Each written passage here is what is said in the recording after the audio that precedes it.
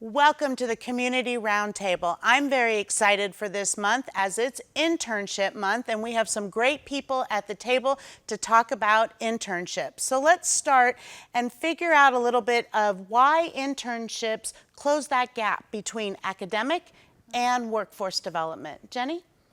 Well, I think it gives, in our case, it gives students an opportunity to apply the academic skills and even the hands-on technical skills that they've learned in the classroom, to take those and apply them in a real workplace.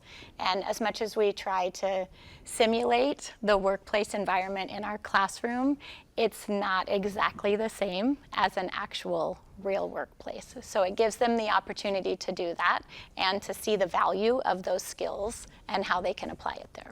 Great. And Sherrell, talk a little bit about how your internship has helped you go from being a learner to being a worker. Hands-on, the hands-on training it's very helpful for me as far as actually being behind the scenes and being able to work the cameras.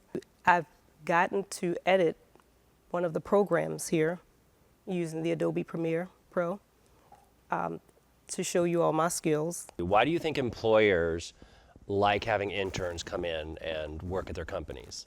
It can be a test run, actually, like a long interview, if you will, to see if that's someone that they want to hire long-term to benefit their company. I know a lot of employers that we work with, sometimes they want to hire an intern in order to complete a project or something that they just haven't had the time to do.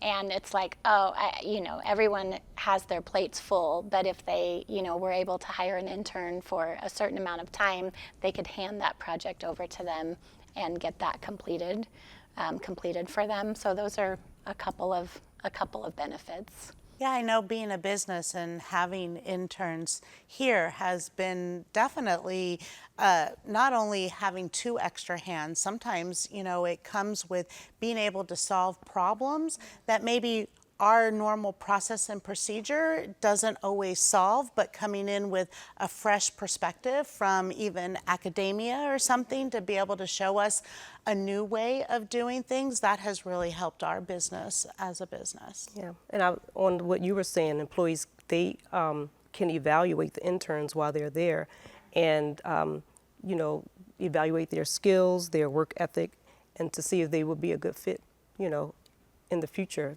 for a permanent position.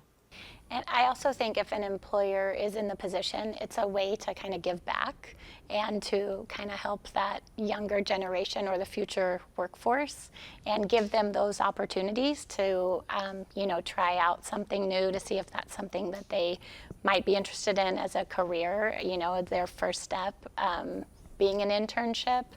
It helps your whole industry in general because you're building that pipeline of the future workforce, of more people being interested in your industry and then just kind of keeping that going. Right. What advice, Sherrell, would you give a future intern who is about to start an internship? My advice to current or future interns would be to learn as much as you can while you're at the job site. Show the employer that you want to be there. I always ask questions because it can avoid mistakes. So that's the biggest thing, ask questions. That's great advice. That's really good advice. What are some of the things you tell your interns? What kind of advice do you give them before they start a job? A lot of those same things. Ask questions because it's better to ask, than to do something wrong and then have to go back and redo it. Everything that Sherrell said, but also always be busy. Like, don't get caught sitting doing nothing. So if the question that you need to ask is, what else can I do for you? Then that is something that we, tell the students, that never just be sitting. Well, that wraps up another month of the Community Roundtable. And as we appreciate interns, if you're looking for an intern and you're a business, make sure that you contact us on our website or through social media, and we can connect you with amazing people like Jenni Huter to get you an intern. And with that, we'll see you next time on the Roundtable.